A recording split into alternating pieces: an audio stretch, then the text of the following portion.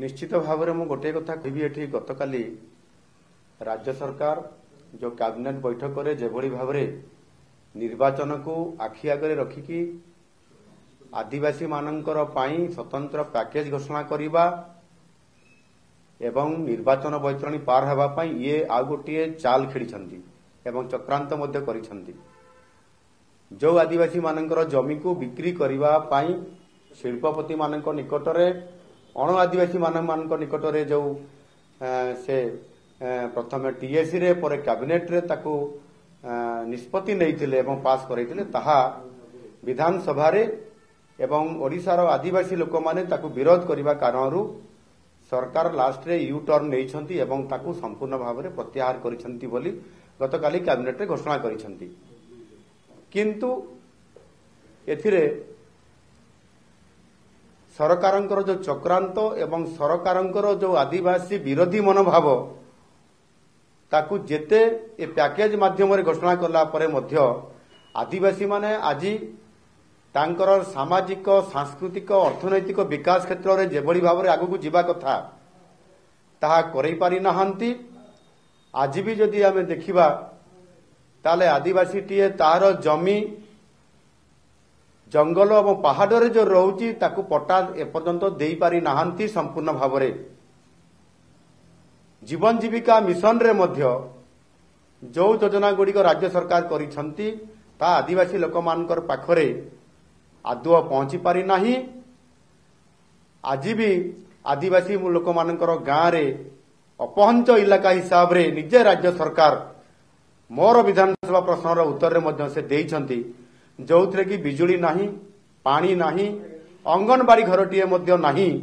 एवं जीवन जीविका पाई मध्य 24 घंटिया कामटीए मध्य तांकू प्रतिदिन डेली मजूरी पाई मध्य तार व्यवस्था करी नाहंती। से भली परिस्थिति क्षेत्र में आज जितेबले ये कथा विधानसभा रे विरोध है आमे प्रबल विरोध करने कारणरू ताको यू टर्न करी प्रत्याहार करिसंती। ता केते दूर आगामी दिन में कार्यकारी हेबो ये तो संदेह अछि जेतु शिल्पपति माननकु आदिवासी जमी उपरे से जमी को ताकू बिक्री करिया पई जो निष्पत्ति नैतिले से शिल्प गुडिक भविष्य में आपंकर शिल्प सेठी प्रतिष्ठा हबो कि नाही से जगह उपर प्रतिष्ठान हबो कि नाही से गोटे विराट प्रश्नवाची उपरे पकरे छेड़ा करैदेले। लघु वनजात द्रव्य कथा जो कहते टीडीसीसी माध्यम रे संग्रह करिए पई राज्य सरकार 24 वर्ष धरिक कौन कहते आदिवासी मानकर विकास कथा कहते तो 24 वर्ष भितर आदिवासी मानकर लघु वनजात द्रव्य सहित जो संपर्क अच्छी जंगल से लघु वनजात द्रव्य संग्रह करेंगे ताकू सीधा सड़क मार्केट रे बिक्री करिया कथा जोटी दलाल रहा कथा नुह। 24 वर्ष भितर आज से न्याय दे नाहंती आज से हक पाई नाहंती और से भली क्षेत्र में आज से 24 वर्ष पर कहते आदिवासी मान विकास करने कथा ये बड़ हास्यास्पद कथा। ताले आदिवासी मानकर गत दिन मानकर किछि करि नाहंती ना लघु वनजात द्रव्य संग्रह करले ना सेमान को जमी पट्टा देले ना सेमान जीवन जीविका मिशन उपरे सेमाने तांको डेली तांकर अर्थनैतिक अभिवृद्धि पाई योजना करी करी कार्यक्रम देले ना सेमान को शिक्षा देले ना सेमान को आपंकर घरटीए देले ना सेमान को आपंकर टिकिए रोग हेले चिकित्सा करबा पाई एम्बुलेंस टीए तांको गाँ को जीवा पाई आनुषंगिक व्यवस्था करले। खटरे बुआ हंती आदिवासी पेसेंट माने और सेई माने ही जंगल रे पहाड़ भीतर थांती। ये वास्तव चित्र को जेते लुचेले भी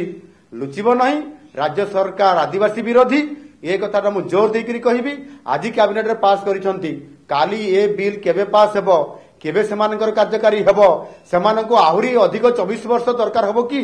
एणुकरी राज्य सरकार आदिवासी विरोधी आदिवासी मानकर पई जहा योजना करिसंती ये केवल देखाणिया आगामी निर्वाचन रे भोट पाइबा पाई एवं निर्वाचन बैतरणी पार हेबा पाई ये गोटे निर्वाचनी चाल खेली। ओडिशा रे पट परिवर्तन हबो एवं भारतीय जनता पार्टी नेतृत्व रे एकुटिया सरकार करिवो ये प्रकार रोड मैप एवं मिशन को लेकर भारतीय जनता पार्टी आज ओडिशा रे सांगठनिक कार्यक्रम को आज शक्ति वृद्धि करिवारे आरंभ करिछि। ये कथा मध्य आमे आगुरु कहूतलु मु मध्य गत मासरे कहितली जे मोदी जी आउछंती बोली गत 24 तारिख रे आसीबार थिला किंतु ता 3 तारिख को धार्य होइछि निष्पत्ति आछंती प्रधानमंत्री आम ओडिशा को संबलपुर को एवं पश्चिम ओडिशा रे फोकस करिवे 25,000 कोटी टंकार जो केंद्र सरकार द्वारा विभिन्न योजना गुड़िक कार्यकारी होती किसी प्रोजेक्ट को लोकार्पण करिवे और किसी प्रोजेक्ट को शिलान्यास करिवे एवं खाली 3 तारीख आसुना माननीय प्रधानमंत्री जी 10 तारीख आसुचंती ओडिशा को 10 तारीख दिन पुरी जिबे 10 तारीख दिन चंडीखोल जिबे एवं सेठी मध्य 5 ରୁ 6ଟି जिलार जो योजना गुड़िक जो केंद्र सरकार से लोकार्पण एवं भित्ति प्रस्तर स्थापन करने सहित 20ଟି राज्यर जो महिला माने एठी आसीबे ओडिशा को एवं तांकर महासमावेश गोटे होउची महिला समावेश होउची भुवनेश्वर रे से कार्यक्रम थिबारु मध्य जेभली भाबरे महिला को माननीय प्रधानमंत्री जी प्राधान्य देइछंती मिशन शक्ति कथा कहंतु किंबा आपनकर महिला मानकर जो आपनकर उज्ज्वला जो गैस योजना कथा कहंतु किंबा महिला मानकर पई जो प्रकार बैंक रे लोन देवा कथा अन्य कथा कहिसंती ये समस्त कथा को आधार करी नारी शक्ति बंधन पई स्वतंत्र भाव रे जो योजना करूछंती सेठी पई से सेठी ताकर उद्बोधन देवार कार्यक्रम अछि एणुकरी जहाँ आप आज गैस करेंगे एवं निजे घोषणा कर सारे आम दल तरफ प्रधानमंत्री आसुचंती एवं राज्य में पट परिवर्तन हम से भारतीय जनता पार्टी आज चलचंचल अच्छी संगठन तल को जाऊँगी प्रथमे बूथ चाल अभियान एवं एवं गाँ को चाल अभियान कार्यक्रम आरंभ होगापी जाऊँगी आसंता 31 तारीख में जिला स्तर में मीटिंग है गाँ चाल अभियान कार्यक्रम परवर्ती पर्यायर ये आरंभ हम एणु रोड मैप सहित भारतीय जनता पार्टी तार कार्यक्रम आरंभ करिछि एवं आमर सर्वोच्च नेता देशर प्रधानमंत्री नरेंद्र मोदी जी मध्य यार निर्वाचन को बिगुल बजाइया आसंता फेब्रुआरी मास 3 तारीख रे संबलपुर आउछंती 10 तारीख रे भुवनेश्वर आउछंती एनु निश्चित भाव में भारतीय जनता पार्टी 2024 रे एठी डबल इंजिन सरकार करिवो से संकल्प नेकरी भारतीय जनता पार्टी समस्त कार्यकर्ता माने पण करिसंती निश्चित भाव में ओडिशा रे नवीन पटनायक शासन अंत हम एवं भारतीय जनता पार्टी नुआ भाव में सरकार गठन करिवो एवं लोकन को न्याय देवा पई विकास करिया पई कार्य आरंभ करिवो देखंतु से प्रधानमंत्री कौन कहिबे को प्रकार संदेश देबे सेथिरे ता उपरे मु टिप्पणी देबा एवं ता उपरे मु कथा रखिबा मु भाबुजी समाचीन हेबो नाही निश्चित भाव में पार्टीर सर्वोच्च नेता माने स्पोक्स पर्सन को माध्यम रे एवं प्रधानमंत्री निजे कौ टाइप रणनीति प्रस्तुत करिवे से कथा से ठीक समय आपण मान पाखरे कथा रखिबे निश्चित भाव में मु आशा करिवि जे ओडिशा पई पट परिवर्तन करिवा पई मोदी जी आछथि श्रीमंदिर परिक्रमा प्रकल्प उद्घाटन हला परे 4